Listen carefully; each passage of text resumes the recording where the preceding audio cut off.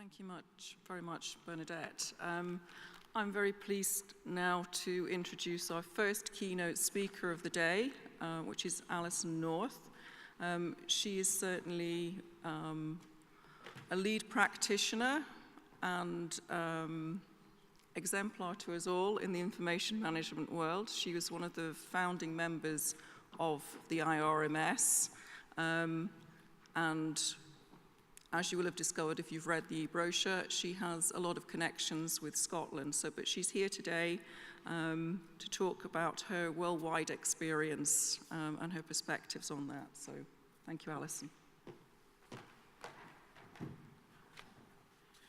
Good morning, Perth. No response? Really, really good to be here. I do have some very strong connections with Scotland, not least Aberdeen, where I hail from, but Perth, I got married in Perth, and thank you. And it gives me great pleasure to be back here. In fact, I was just remembering my wedding day well, I won't tell you how long ago it was. But there's a bridge here, as you know, and on the bridge also, not only was I married here, but my date, not my date of birth, but my day and month of birth is actually engraved on the bridge in Perth. So there's another connection. So I'm very happy to be back. For those of you listening on live streaming, you will notice my accent has changed, and some of you in the room may notice that. The challenge with being a Scot in England married to, well, a South African and with English children, you tend to change your accent and you become English. So most of the people that have known me in the IRMS over the recent years will be saying, who on earth is that person that's inhabited Alison's body? Because trust me, she doesn't speak like that. I transform constantly. I transform into the person wherever I am. And believe me, this is actually my real accent. My English accent isn't. Although my children don't believe me. Anyway, moving on. The challenge about being the first person up is that, or the second person, sorry, or third person actually, because of Claire before that, but you don't, as a speaker, you don't generally listen to the person that goes before you, or the people that go before you, because you're too busy worrying about what you're going to be saying, and whether you're going to be saying it correctly, and whether you've got the right message. But I did manage to catch a few snatches from Bernadette. The power of the citizen, not that she used those words, but to me the power of the citizen is what we as citizens want versus what the organization thinks we want. We really need to focus on that because we don't know unless we ask, and we're not very good at asking, so we need to ask. Integrated resource framework, health and social services. Some of you may know I'm a chairman of a charity that's in the health sector. That's absolutely what we're doing. This business about the over 65s living at home. I'm an over 65 living at home. I'm lucky, you know, I'm healthy and I can live at home. But this change, we need to understand these changes. But what I'm here to do today is to try to persuade you to think differently. I'm not going to give you any solutions. I can't do that. I don't know your business. In fact, I would hesitate to say I know very, very little about public sector reform in Scotland because I'm not working up here. I'd love to work up here, but I'm not. I'm working in other countries. In fact, I'm not even working much in the UK these days. But it's very interesting to me how public service worldwide is changing. So some of that will come into it. The right to information, that's also very important. But it's your role. I want you to persuade you to think differently. It's not the role of information, as Bernadette says. It is that, but it's more than that. It's your role with information. So it's about what you do and what you can do to make society better. So moving swiftly on. Bear with me. So let's talk about purpose. You'll notice the alliteration. I see the Scottish public sector reforms are alliteration with P's as well. That was purely coincidental, by the way, when I came up with it. I hadn't actually looked at the public sector website. So when people ask you, what is it you do? We in the information professions have found this incredibly difficult over the years to determine that. The Americans talk about an elevator pitch. It doesn't sound quite the same when you say a lift pitch, does it? But anyway, an elevator pitch. You know, can you say something very quickly about your role as an information professional to the person standing next to you? Can you explain it? I sit at dinner sometimes with total strangers and they say, what do you do? And it's a really difficult question to answer. So do you say things like, actually, I cut out the crap and reduce the rot? And they kind of look at you, what the heck does that mean? Or do you say, I transform the C-suite ideas into reality? You know, or do you stutter and stammer and go, well, I kind of look after the information and I manage it, and maybe it's something to do with how long you retain it, and you get all agitated, don't you? You kind of, I really don't know what to say, I do so much. So I just say, oh, I do everything. I'm a jack of all trades. I deliver what the business needs. I deliver information to the right people, in the right way, the right time, with integrity. I try and bring it down to something they might understand. They don't actually understand the integrity bit. What do you mean? But, you know, delivering information, making sure then they say, are you in IT? I don't know, I'm not in IT. I'm in the I, but I'm not actually in the T. In fact, my T is very limited. So it's actually trying to get that off pat. What is it you do? And everybody in this room that works in information actually probably has a different role, and they a different take on that role, because information professionals do so much. Nowadays we do so much, and we're very disparate, and we can't even talk to each other because we don't actually know what each other do. So we need to get something that we can join together and deal with it. So what do we do? Moving on. Oh, by the way, I've broken this into 3 or 4 sections, so there'll be different breaks as we go through this. And 40 minutes? I could talk for 40 hours. But I'll try and keep it to the 40 minutes. The role of information management in business transformation, well, exactly what is that? I mean, really, I'm not going to tell you that. I'm actually just going to talk a bit about information. We all probably agree with these things. I just listed them as they came off the top of my head. I didn't think about them. I just said, what is it that I do? I didn't even go back to them to check them. I just wrote them down from my gut. Information must be correct. Information must be protected, but it's got to be transparent too. It must be at your fingertips. It must be shared. It must be preserved, etc., etc. I won't go through them all. I think information has to be managed according to the laws of the land. But, and this is where I go, information isn't something to be isolated in archaic systems, removed from the work and the very purpose of the business that it serves, the organization it serves. And I think we have a tendency, in the past we've had a tendency to do that. Information is something separate. It needs to be something included. It's not separate. It's the lifeblood of the organization. You've heard that many times, I'm sure. But it's more than that. If you neglect to feed it, give it the wrong diet, you're going to get sick. And sometimes you poison it so much, you're going to die. And the reason I say that is because I've just come back from this court case in the US, and people died because they poisoned the information. The way they poisoned it was, in fact, they killed it. They threw it away. And they threw the wrong stuff away. And in the end, that resulted in 8 people dying. I won't go into that. You can, if you're interested, I can give you a link to the case. But the point is, they didn't care about the information. They isolated it from the business. They stuck it in an archive, and they said, it's history. We don't need that history. It's not relevant to the history of the organization. We'll just throw it away. And that was a big, big mistake. So you can die if you neglect your information. So I'll move on a little bit. By the way, if anybody wants to challenge me or ask me a question, I can cope with these in the 40 minutes. So just butt in. Moving into transformation, and I'm starting negatively, which is really unusual for me. But unsuccessful transitions almost always founder on one of these. And this is from a guy who wrote in the Harvard Business Review in 2007, and I think it still stands. And I won't, as I say, go through each individual one. I've highlighted a couple. Establishing a powerful guiding coalition. We create groups to look at information, but we isolate them from the actual business. We create the groups of people who may not be the right people. We tend to steer clear of the unconventional thinkers or the extroverts like me. Oh God, don't put her on it. She'll tell us to do something we've never ever done before. Or introverts, the opposite. Don't ignore the introverts. They've usually got a hugely good message, but we do that. So we don't actually create very good groups and guide it, people who can guide, people who can lead. We communicate really, really badly. We're very bad at communication. I'm not that brilliant at communication, yet I'm considered to be okay at it. But, you know, I don't always get the right message across. I fumble with my words. I don't think clearly. I don't stop to think. I need to stand back, think about it, then communicate. Planning for and creating short-term wins, we're always saying, we'll just have a short-term win. Actually, I hate short-term wins. I know that they seem to be a necessary thing to do because you can prove you're doing something. You have a short-term win, and the rest of the program quite often goes out the window.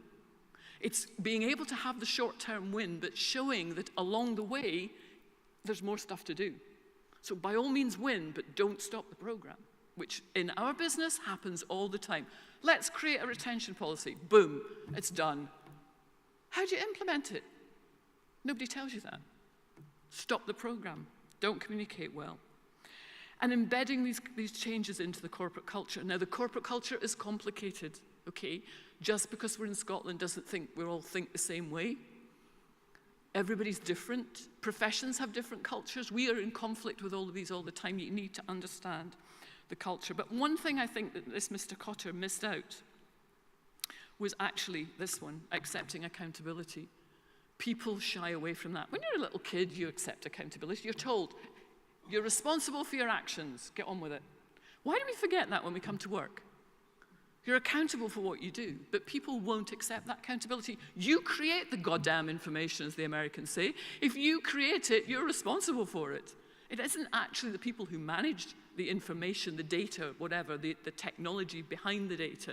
You created it. It's your responsibility to deal with it.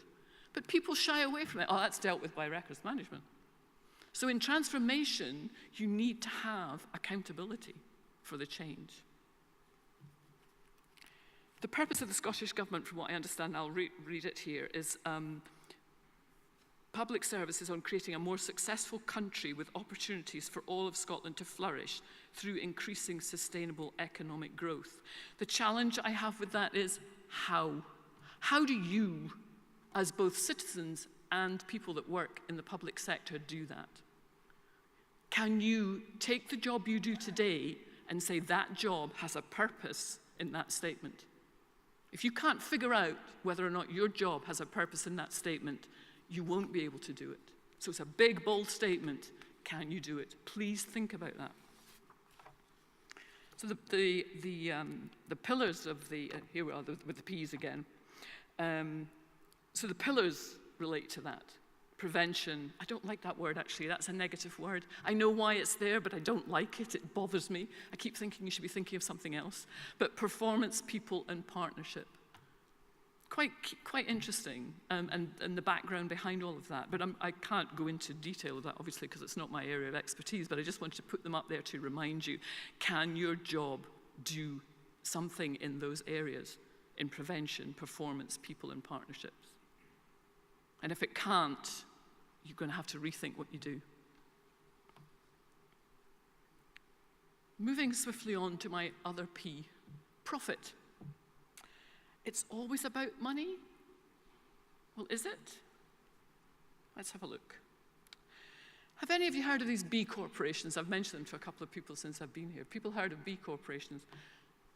They were an American invention, I think, a few years ago. A number of companies in the US have signed up to this. You'll notice that the UK version's got the Union Jack behind. My challenge with B Corporation's logo is it looks a bit like the National Front, but it isn't that. And the other challenge I have is that B in this situation stands for benefit, and we don't have a great impression of the word benefit in this society at the moment. But nonetheless, the idea is quite good. And I have a wee video here.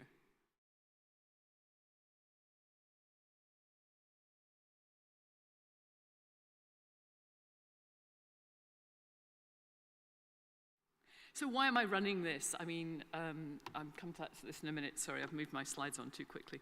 The B corporations were interesting to me because they were saying that they are the best for the world, not the best in the world. And the change of that preposition meant a lot. What they're trying to do is to give back. And I think today's society is trying to do that generally. We are trying to listen more to the citizen. We're trying to give back, not just to our local community, but beyond that. And these corporations banding together are trying to do that. And it sounds, okay, it might sound a little trite at the moment, but I genuinely believe that the fact that they're joining together to manage their businesses against stricter rules that relating to society and the environment, and as well as the accountability and transparency, two of these words which pop up all the time in our business now, I think it's really, really important that we consider our business, our organization, the public sector in the same way, and how we're going to be delivering it. So it's not all about profit in the end. Profit helps us to do things that we couldn't do before, and therefore these organizations will be able to join more with your partnerships. So going back to the public sector pillars, the partnership side of things, if you've got a B corporation as a partner, you may be able to deliver more sustainably, which is another word that was used by Bernadette early on. So I think it's a really good thing to look at and to see how it grows and continues. One reason I mentioned it. The next thing I want to mention is blockchain. Some of you may know about this. Those of you who invested in the Bitcoin, it's the technology which underpins Bitcoin. Now that had a bit of a bad press, but the technology itself is actually very good. And as I say, it's a shared, trusted public ledger that everyone can inspect, but which no single user controls. That has massive implications for things like registries. So the land registry in the UK is pretty good. We register our property when we own it, and it proves that we are the owners. They occasionally make mistakes. They had the wrong name on one of my properties once, which was a bit tricky to change. But, you know, in the end, we got it sorted out because there was other paperwork behind it. But there are other countries in the world where land can be grabbed from you without a by your leave. The blockchain technology, if you were to create a trusted public ledger around that land registry, you could allow people who don't know each other and don't necessarily trust each other to create a record of who owns a property. And the mere fact you've got two people underpinning that, if you change the technology, if you change that, then the hashtags the hashes in the technology know that someone's trying to defraud it. So it's actually a very good technology to prove a record. And I think that there are ways that we could think about using something like blockchain in our own business. So what I want you to do is to broaden your outlook, investigate things like blockchain to see if there's a reason you could use them. I mean, libertarians dream of a world where more and more regulations are actually replaced by people contracts. So we don't have as many regulations, which would help our life a lot. If you could create something with the blockchain technology that meant you didn't have to have a regulation because it's controlled by people outside, then your own self it's controlled by, then you wouldn't have to have so many regulations. And I think this is quite a good idea. Of course, it has massive implications for trusted companies like banks. Oh, are they trusted? Maybe not. But you know what I mean, those sorts of things. A really good article, it comes from two articles that came from The Economist. I only picked them up on the 31st of October, so forgive my hesitancy in understanding. I loved the articles. You might want to read them, and I can give you the links to them, but they're from The Economist on the 31st of October. The Trust Machine and The Great Chain of Being Sure About Things, both really good articles to read through and look at different technologies in a different way. So why do I keep mentioning these things, these new things? By the way, that's a funny diagram of the technology. Those of you who like the geeky stuff, that's what the technology is. You need to allow yourselves to dream and to look at other processes to do your job. One of the things I'm really keen about is I've got this new thing called Slow Down Day, which I blog about every Friday. I've had 4 of them so far. I lean back in my chair, I dream. I think dreaming is fantastic. Dream about what you would like your job to be in the context of your world at the moment, and where you would like to go. And I don't mean you're going to be a pop star, okay, or a celebrity. Please don't say you're going to be a celebrity. But, you know, something in connection with your world and how you could improve it. Let yourself dream, and then see if that dream can become a reality. It's worthwhile stopping sometime and taking stock instead of staying on that hamster wheel. And these sorts of things that I find on a Friday, so I found, I don't know if the 31st of October was a Friday, but I certainly found it and then read it through on the Friday. I allow myself the luxury of taking time out on a Friday to read articles that are not normally don't normally cross my desk. I have an app on my phone called Pocket. I'm not advertising it, I just happen to like it. I go to Pocket every Friday and I read those articles that I've stored in there. on a Friday, and I learn a lot, and I get excited, and I start writing things, and I come here and talk to people like you, and they say, what the hell is this woman speaking about? But I get pleasure from it, so bear with me, okay? So blockchain. So these are things I want you to think about, want you to go and investigate yourself about these things. New technologies, things that can make your jobs different and help you transform the business. The thing, though, moving on to people now, the thing about people, I love this photograph. I took this, actually. These are my photographs. I'm not a great photographer. This one I love. In 2013, was it 14? Marseille was culture capital in the EU. And I went along, and they had these mirrors in the harbour, and I took this picture of these people, and I thought, it just tells me what my world's about. Some of us are upside down, some of us are right side up, some of us are in a mirror. You know, it's a jumble. People, what can I say? We're forever in pastures new. We're always dreaming of what's green grass on the other side. We don't like change, but we're always looking for change. We want something different. We're inconsistent. We're happy, we're grumpy, we're ecstatic, we're not. You know, we're inconsistent. We're absolutely not the same every single day. And one day I could say something one way, and the next day I say something else. And that's a challenge working in information, because consistency is everything. You need to be consistent when you're doing stuff with information. But we're not. We're always changing our minds. I find it interesting. But, you know, we don't manage our information well. Even as information professionals, we don't manage our information well. Because of this inconsistency, we like to think we do, but what we tend to do is we draw back into the policy-making mode. So we'll make the policies, we'll review the standards, we'll develop what we think has to be done, but we never actually get the job done. We actually just talk about getting the job done. And that's humans, and that's what we do all the time. But I think in the information profession, we're worse than anybody, frankly, about not getting the job done. And forgive me if there's some of you who are working your so-and-so's off to get the job done, but really, most of the people I meet in the information profession have been given the job to write the policy. Nobody actually tells them to implement the policy.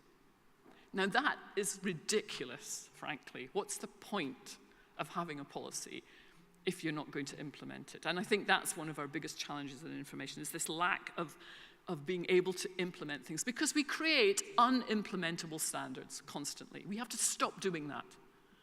We have to be intuitive about it. Let's think of a different way of delivering this, maybe using some of these new technologies. Why don't we take the human out of it? I'm going to talk about Clara and friends shortly, but let's just take the human out of it, create the robotic image. You know, some of the work we do has already been done by robots, and again, I'll talk about that a little bit later. But, you know, we pick archives boxes up with robots. We remove them from the shelves, but in the old days, I had to pick the boxes up. I don't have to do that anymore. Robotic arms do it. So, you know, we need to really think differently and try to focus on what it is that we're trying to deliver, not try to just create more words that mean nothing to most of the people in the business. But the other thing about people is we're nostalgic. And I don't know if many of you have seen this, that Cadbury are looking for a new milk tray man. Who remembers the milk tray man? Oh, because the lady loves, yes. I think it stopped in the 90s. But actually, no, I think it was later than that, maybe the early 2000s. But anyway, they're now looking for a new milk tray man because we're nostalgic. We love looking back to the past. We love looking at these things that have happened before, and we go, isn't that sweet? Isn't it lovely? That's because, in the end, we prefer to remain with comfort. We prefer to be comfortable in what we do. And that's what records managers are. We're comfortable in our own skin. We do what we do because it's always been done that way. So whilst on one hand, we know we want to change, and we love change because change makes things exciting, on the other hand, we go, actually, I'm nostalgic for the days when we had boxes and paper. Well, maybe not everybody is, but, you know, we do have that nostalgic image of what we did before. And you can't take classification out. You can't. Because if you take classification out, we don't, you know, what's records management without classification? Actually, I'm not going to debate that. I have some views about that. But so the nostalgia gets in the way of change, that looking back constantly. And the milk tray man is definitely representative of that. Although I must confess, if the milk tray man's as good looking as hunky as the one before, I don't mind looking at a nice man on the telly. But one of the things I've been looking at recently is pyramids, pyramid structures, organizational structures, no more pyramids. There's a move afoot to remove the pyramid type structure in businesses. It's a very small, early on move. And actually, I think the Indian culture, I think the country actually started trying to do this before we even started trying to do it. It's things called holacracies. I don't know if anybody heard of holacracies? A holacric, I can't even say it. I'm trying this morning to say holacric company. It's built around circular groups of people where they're flexible, it's a flexible organizational structure. So you create a circle of people who will deliver a project. And this typical thing where you'd have a chairman and somebody in charge of the project, there isn't one anymore. The people talk around the table to deliver the business in this circle. They use the talents of the people in the circle to deliver that project. And then there may be a lead link, which is quite interesting, but that lead link is not allowed to be the person in charge. They're just someone who links to the other projects in the business as well. What happens is you may have lots of different roles. So you may not be employed as an information professional. You may be employed as one of these person in the links, but your skill set may relate to information, but it might also relate to acting. So I know that sounds really crazy, but then you would be quite good at facilitating. So you use that skill, your acting skill, which is something you do outside of work, you bring it into work and you use the talents you've got. And I think it's trying to get people to use all their talents in one go in the business rather than using the job, just doing the job. It's creatively thinking about the job in a different way. And I'd urge you to look that type up because I think that is going to happen more and more, different ways of looking at things, particularly because younger people coming into the business are not that bothered about being given the job role as a specific role. They have a certain set of talents and qualifications, and they want to use them all, and they want to hop between jobs and do different things. And they do that. They'll be quite happy running 3 or 4 different jobs for different people. They're not concerned about being in one business doing the same thing the whole time. And again, I think more and more that's going to happen. Not least, they don't care about information in the way an information professional does. They really just want to use information, and they'll use it in any way they like, and they will put it anywhere. They do not have any kind of folder structure or any kind of organization. They just rely on search engines. So it's really important that the information that's created has integrity if they're going to do that. So I see a huge change coming as younger and younger people come into the business, and they are the ones who, at 2 years of age now, are using iPads. So how are we going to develop our business for these people to be able to come in and do it? The other challenge we have with the pyramid structure at the moment is that, and this is a negative way of looking at the technology, we are bringing in automation for so many of the lower level jobs that if we retain the pyramid structure for learning, in other words, you go to a job, you start off at the bottom and you move through the ranks. If we're going to do that, we're going to have a real problem because the pyramid structure is collapsing. So we have to be able to teach people in different ways, and the circle teaching is probably a better way of doing it, where they can jump between these circles and learn the job in a different way, rather than having to have this foundational structure of the pyramid, which now the automation is taking over and doing those basic jobs. And I'll show you an example of that in a second. In fact, I'll show it to you now. So I mentioned about Clara and friends. I recently took on a personal assistant, and her name is Clara. And she's artificial intelligence. And she resides somewhere in California. And all I have to do is to send Clara some emails. I'm sick. Please reschedule. Please add the landline to the event description. Set up a monthly meeting with X. And the last one, which impacts on us, I can actually say, although this is a bit, they're still working on this, is place all the emails referring to X, Y, Z in a folder. So go collect everything. I would like the old folder structure. I'd like them all together. It may not be called a folder. It may be put it in a basket or a cart or something, and we may change the terminology as we move forward. But we are moving towards having artificial intelligence as a norm. It costs me $40 a month is American again, but then everything comes out of Palo Alto these days. But the point is, that person would have cost me a lot more than $40 a month to hire. So now I just use the artificial intelligence instead. So we're going back to the days of iRobot, my all-time favorite Isaac Asimov book written in the 50s, and the 2004 film for those of you who are a bit younger. Excellent, we are back to that. We are back to the future. We are using robotics and artificial intelligence as a way forward. And that's just the start. Clara is just the start. And I find it interesting, having realized it was Clara.net, I did wonder whether Doctor Who's Clara Osgood was actually connected in some way. I thought it was a really good link. So I'm an absolute science fiction nut. So I love Doctor Who, even at this great age. I still watch every second of the Doctor Who programs. But having a Clara Osgood on Doctor Who is quite funny when we've got Clara as the things. But I'd urge you to look that up too. So it's claralabs.com, and I see that as something coming in the future. And this Clara will do more and more and more of the work that causes your desktop to clutter. And there are Microsoft has got a declutter thing in the emails called Clutter, I think. They're putting into their operating system a whole bunch of new stuff which will sort and sift automatically and collect your emails together by subject matter. If you say, no, that's wrong, it'll recollect and collect other things, and it will learn as it goes along. So we're already being fed this through the great Microsoft. It's there. And that impacts on your jobs, your information jobs. All this worry about emails. Maybe emails won't exist in the future, or maybe they will, who knows? But at the moment, they can be sorted out, which we never said they could before, but we can actually link them together with this artificial intelligence, which I think is really exciting. I'm a great fan of artificial intelligence and science fiction. So that brings me to the best bit for me. I just love all this, let's go forward into the future.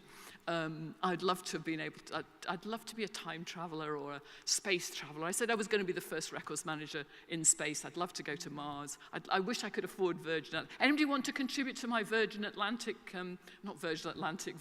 Space Rocket fund? I've already got 30 quid. If you want to contribute, I'm on my way. I'm going there. I love science fiction, but the thing about science fiction for me is, having come through the Arthur C. Clarke, the Isaac Asimovs, all those stories, H.G. Wells, actually an awful lot of it is becoming fact, and that's something I also love. The scientists that write, who produce this and actually teach us the future. So I've got a future for you here. Robo-records managers, there we go. Not RoboCop, the invisible information integrator. We've already got robotic surgeons. So people who actually operate, there's one surgeon in the room, human surgeon in the room, and the rest is done by robotic arms. This was a picture from the London Evening Standard earlier last week, sometime last week, Thursday, I think. And I found it fascinating that they'd done this whole operation. He didn't do a thing, the human. He sat and watched the robot doing the operation, and it was a fairly serious operation. I won't go into the gory details, but I thought that was fascinating. We use, as I said before, we use robotics already for lots of things. What's wrong with a robo-records manager? Did you see those iPads that walk around conferences? Have you seen that on the TV lately? On a stick and a wheels, and they wander around the conference. You don't have to be there anymore. You just have lots of iPads running up and down in front, and you talk to people. The only problem with that is we don't have good enough connections at the moment. If we had really good connections, 5G, we could do that all the time. We don't have to ever go to another conference. We just send the iPads around the room. I think it's just hilarious. I mean, I have to say, I'd prefer them to look like human beings, but, if that's the way, it's the way. Your face on this iPad. So, all of this is coming. And I think we need to, the serious point here is, whilst I'm joking about being robo-records managers and invisibly integrating information, which, by the way, I do believe in. I absolutely believe in the invisible integration of information within the business, which has integrity. And there's a good word, the integrity word again. Google have developed something called the truth, or they're developing something called the truth teller. And you know how they rank at the moment your visits by popularity, so they'll give you the information dependent on how many hits that particular site has had in the past. What they're trying to do now is actually not the hits, but the factual correctness of it. So if it's factually correct, they will deliver it, and they'll rank it according to this factual correctness, which is huge impact, again, on us making sure we have the right information at the right time to the right people, which is one of the things that, again, I paraphrase Bernadette from the beginning of the day. It's getting that information to everybody and making sure it's correct. And if Google's Truth Teller can do this, that's a really good advance. And again, it doesn't take the work completely away from the information professional. It changes the work to be done by the information professional. And I think that's what we have to understand. The transformation of your business to use these technologies, but still using the information professional to be able to assist you to get there. So I think the major message is that we need to identify the skills that we have and where the future opportunities lie. So we have to reinvent ourselves. We have to sit back and we have to say, I can do this. Where does that skill sit in the new world? Not go and say, I can do this, so we must do it. It's actually turning that skill round into something that's needed for the transformation team. On the other side of the thing, the transformation team is stymied in some ways in the public sector by the rules that are put on you. You can't be as free-thinking as I'd like you to be, because that's not the way it happens. You've got laws of the land to comply with. You've got rules from the government that say you have to do this. But within those confines, you really need to expand your horizons. You shouldn't just be changing for changing's sake, just reorganizing because it's easy. Don't take the easy route. Take the difficult route. Think of something which really will transform. Think of what your purpose is, going back to the absolute beginning of this. What is your purpose in transformation? Both on the information side and as the transformers yourselves. What is it that you're supposed to be doing? You need to invent your own future. Thank you.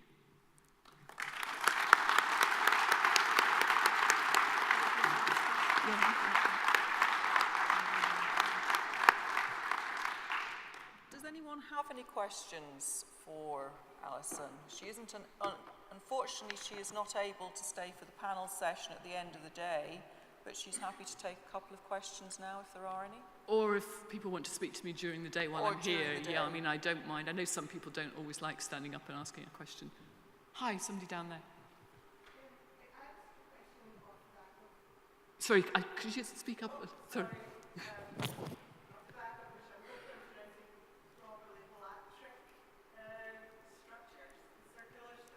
Is there anything properly? Sorry, there's a roving mic coming to you. Okay, so sorry. I got the last bit, but not the beginning. Thank you. Thank you. Thank you. Apologies.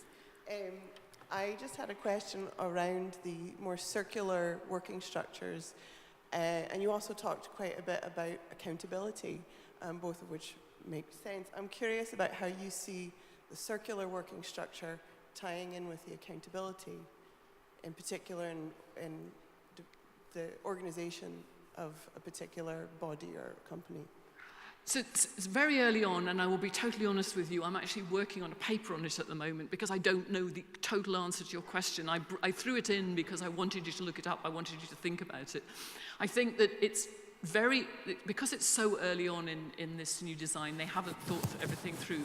Organizations need to understand more about what their personnel's capabilities are, and I think they lack that. There are very few organizations that do know everything about somebody, and I think it's partly our responsibility to show what our capabilities are, so to go back and say, did you know that in my spare time I act? Or did you know in my spare time I run marathons? Or, you know, so that proves I have a certain ability to maintain, you know, to stick with something. So if you're running a marathon, you stick with it. So that skill, that inbuilt in me, you know, so therefore it's a good attribute to have. And I think that sometimes we don't look at those. So I think businesses have got to explore much more about what their staff can do. And I know some businesses are doing it. recounted a story about someone I know who works for Costa Coffee as a barista. Now, most people tend to put a barista into a box. They're unqualified. They're not really, they've just taken the job for a part-time because they've got, a short-term contract or a no-hours contract, and they just assume about somebody, like they assume about someone who's a cashier. And even inside the business, people can assume that the same way. We must stop doing that, because actually the chap that I'm talking about is a barista, is a reptile rescuer. And his passion is actually about reptiles, and what he doesn't know about reptiles isn't worth thinking about, but he can't make a living out of that at the moment. So he works as a barista because he can't make a living out of rescuing reptiles. But what he doesn't know about venomous reptiles is just unheard of. And you wouldn't believe the number that get thrown away, by the way. It's quite scary, the ones that he finds. And if you throw a venomous snake into the UK, it dies, basically, which is cruel, because it can't sustain the weather. So he does that. But that's an interesting thing, that his passion is actually very much around environmental work. He's thinking about that. So Costa, who are actually quite keen on, it would appear this particular branch anyway, keen on environmental stuff and have a kind of a B Corporation ethic. They want this environmental thing. So they want to try and use his ability to help their business now. So that's the kind of thing I'm talking about. You need to understand what other people do to make the whole thing work. So forgive me for not giving you a very good answer, but watch this space, because it's a bit of research I'm doing at the moment. Any other very quick questions?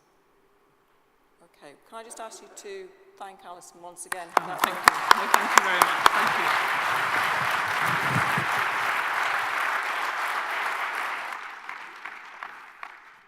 Thank you. That was a great way to start the day.